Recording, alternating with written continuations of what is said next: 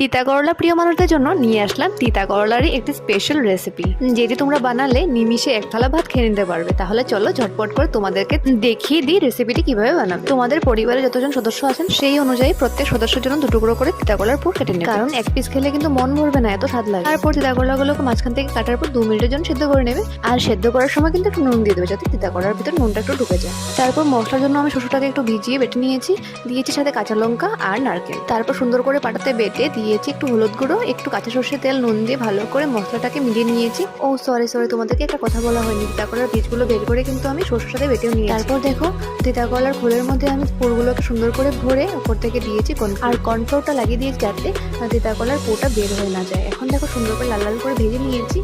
ভেজে নিয়ে এবার সুন্দর একটি প্লেটে সার্ভ করে তোমাদেরকে দেখাচ্ছি। সত্যি বলছি, দেখতে যেমন লোভনীয় লাগছে, খেতেও সেই হয়েছিল, যেটা তোমরা না খেলে বুঝতে পারবে না। তাহলে চলো আজকের মতো টাটা। তোমরা আমার চ্যানেলটিকে সাবস্ক্রাইব করে দিও।